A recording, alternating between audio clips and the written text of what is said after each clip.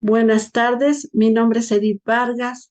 Voy a presentar el día de hoy el derecho administrativo, concepto, contenido y fuentes. Gracias, doctora Nájera, por su atención. Mi evaluación es histórica. La etapa de formación del derecho administrativo aparece desde el siglo XVIII al siglo XIX en Francia, a través de la Revolución en Francia. La etapa de consolidación es del siglo XIX hasta nuestros días.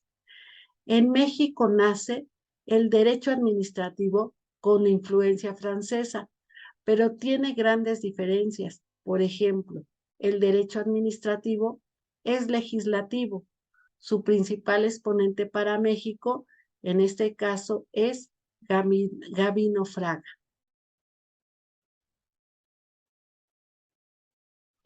Concepto de derecho administrativo. Según José Luis Villar, es muy complejo. Existen más de 90 conceptos del derecho administrativo. Para mí, el derecho administrativo es el conjunto de reglas jurídicas relativas a la acción administrativa del Estado, la estructura de los entes del Poder Ejecutivo y sus relaciones.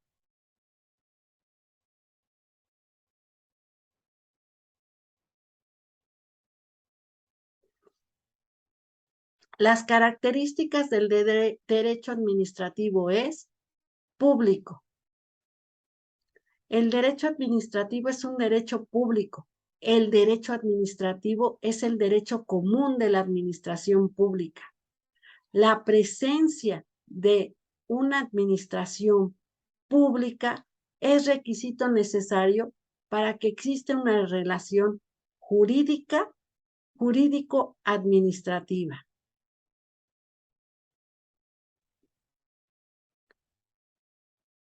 Objeto del derecho administrativo. Tiene como objetivo el estudiar las diferentes actuaciones en materia administrativa del Estado, así como la regulación de los entes de dicho poder y sus relaciones. Su objeto de conocimiento lo constituyen los fenómenos jurídicos, las leyes, los reglamentos, los tratados, la estructura, la actividad del Poder Ejecutivo.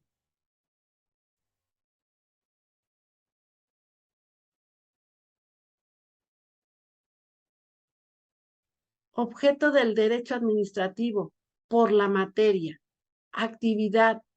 La actividad es decisoria, es resolutiva, es directiva y también operativa de la administración. Es consultiva, asesora a los órganos que ejercen funciones administrativas. Es de control, porque tiene por objeto verificar la legalidad de la actividad administrativa. Por los sujetos del órgano ejecutivo. Hace la ejecución concreta, práctica de contenidos estatales. Del órgano legislativo, activa de gestión y servicio orientada hacia el bien común. Del órgano judicial, acciona los servicios cumplidos por órdenes jurisdiccional. De entes públicos, no estatales, organizaciones de carácter privado. Cumple con una gestión de autoadministración, de organización de organizaciones supranacionales. La competencia administrativa es delegar con el Estado Nacional a organizaciones superestatales. Por la organización puede ser centralizada. Las facultades de decisión están reunidas en los órganos superiores. Desconcentrada a través de una ley, un órgano de la administración central confiere atributos a órganos inferiores. Descentralizada es cuando el ordenamiento jurídico confiere atributos a entidades dotadas de personalidad jurídica.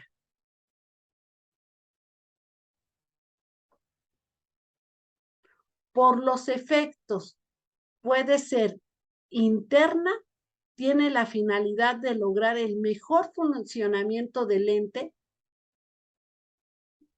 de que se trata. Externa, produce efectos jurídicos inmediatos respecto de los administradores.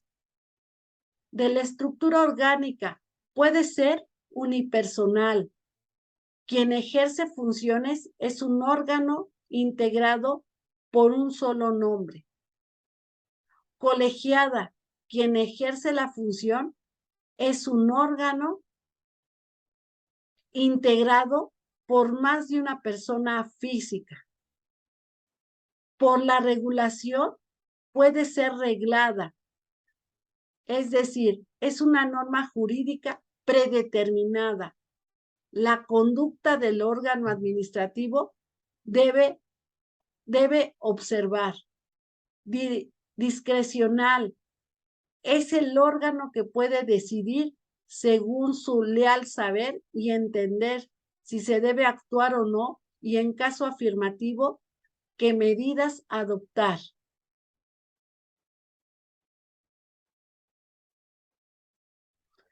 Las fuentes del derecho administrativo, en la lectura yo encontré un listado de 16 fuentes, que son en realidad las fuentes formales, en este caso de los documentos donde encontramos toda la materia del derecho. Encontramos ideas, encontramos textos, encontramos actividades que pueden contener directa o indirectamente reglas o elementos supletorios, ¿sí?, del derecho. Aquí únicamente yo apunté la Constitución, que es nuestra Carta Magna, y en este caso nos da normas fundamentales establecidas para regir jurídicamente al país, la cual fija límites y define relaciones. También dejé escrita, se me hace muy importante, es la ley. Es un precepto conjunto de preceptos dictados por la autoridad. Mediante él se prohíben o llegan a acuerdos los órganos legislativos. Otra muy importante serían los tratados internacionales. En los tratados internacionales es el acuerdo celebrado por escrito entre estados o sujetos del derecho internacional. También tenemos los reglamentos. Es una colección ordenada de reglas o preceptos que por la autoridad competente se da la ejecución de la ley, y en este caso se rigen la cooperación o una dependencia, en este caso, o un servicio. También dejé escrito la jurisprudencia. Es el conjunto de sentencias y demás resoluciones judiciales emitidas en un mismo sentido por los órganos judiciales de un ordenamiento jurídico determinado. Dentro de la lectura también encontré la parte del derecho público. La parte del derecho público es un sistema normativo que regula la actuación del Estado. El derecho público porque regula el sector de la actividad estatal y también regula a los entes no estatales, ¿sí? Regula la actividad del Estado como ente público y de los entes por la autorización o delegación. Determina las relaciones y los intereses que privan con sus gobernantes mediante la creación de órganos y procedimientos pertinentes.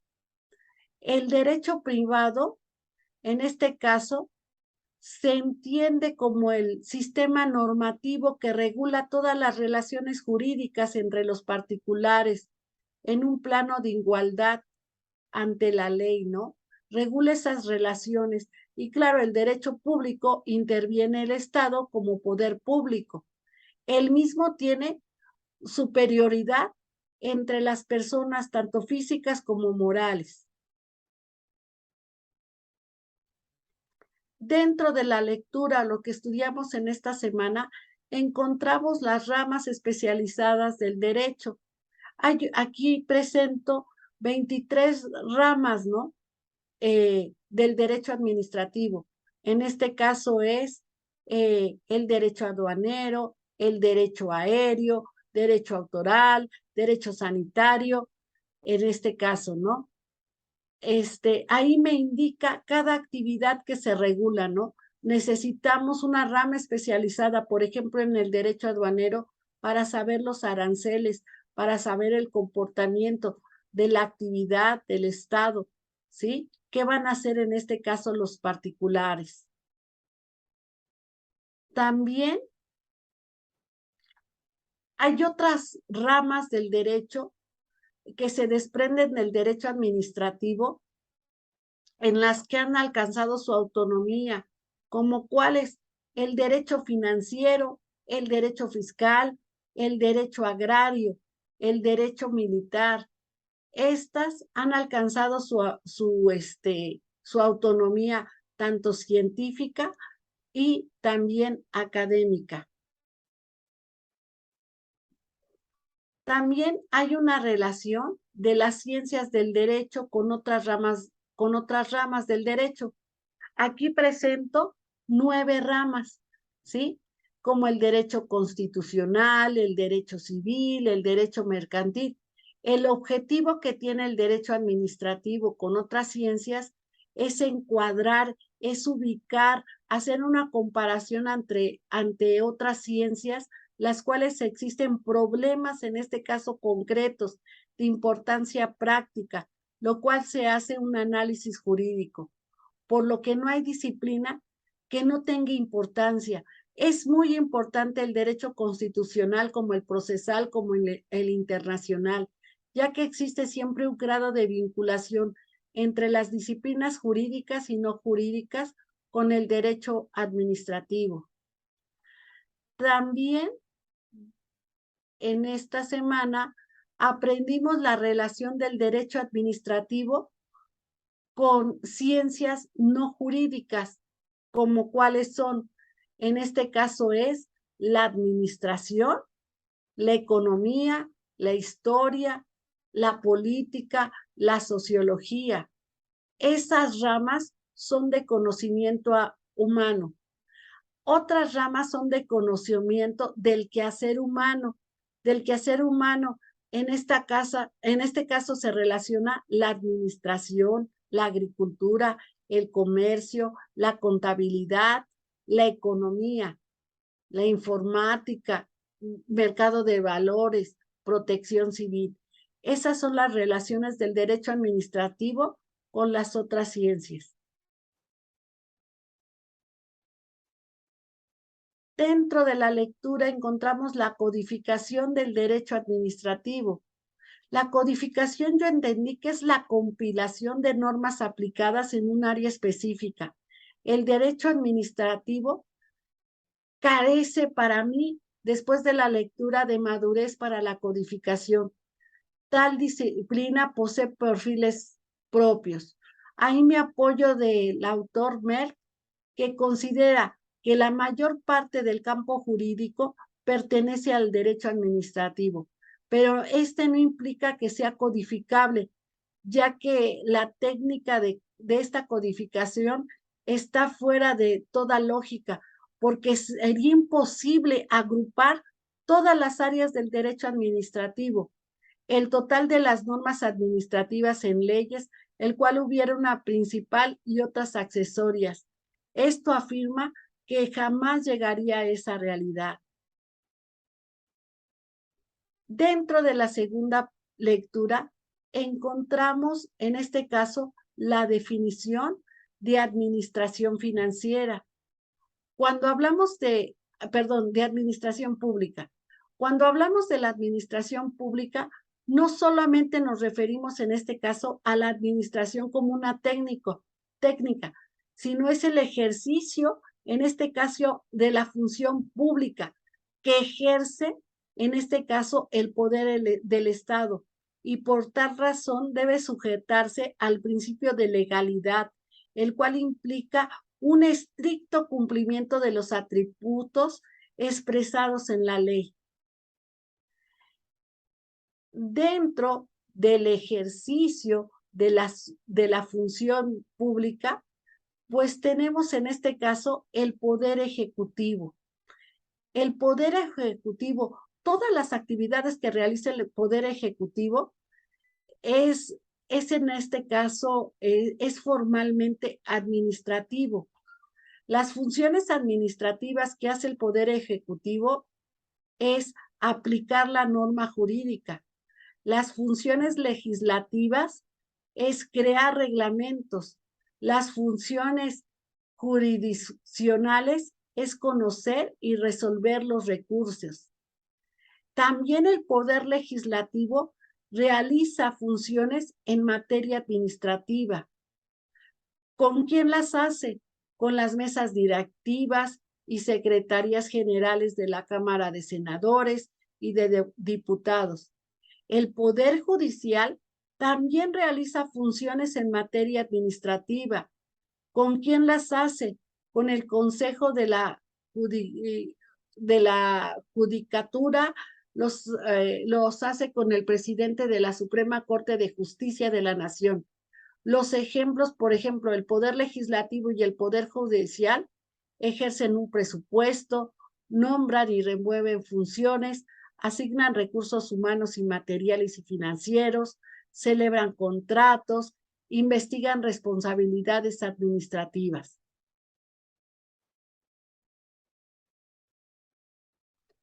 Aspectos relevantes dentro de la administración pública clásica y la nueva gestión pública. La administración pública, yo la considero que es una estructura vertical, es centralizada y es legislativa, es legalista. Debe responder a los intereses de los ciudadanos de manera uniforme, tratando como sujetos pasivos. La administración pública debe satisfacer las necesidades, el interés público y lograr los fines del Estado. La administración pública clásica se centra en la eficiencia, en el control, en el cumplimiento estricto, ya sea de procedimientos, de reglas formales, evita la discrecionalidad de los servicios públicos y garantiza la separación de la política y de la administración.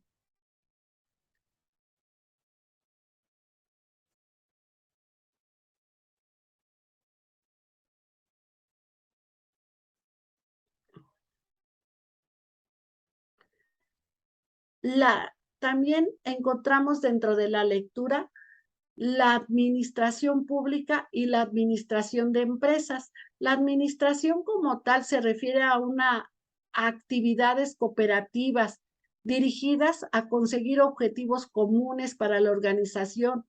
Esto implica hacer diferentes técnicas de planeación, organización, integración, dirección y control de los recursos humanos, financieros y materiales. Cuando hablamos de la administración pública, no solo nos referimos a la administración como una técnica, sino en este caso es el ejercicio de la función pública. Este es un ejercicio del poder del Estado y por tal razón debe sujetarse al principio de legalidad, el cual implica estricto cumplimiento de atribuciones que deben de estar establecidos por la ley.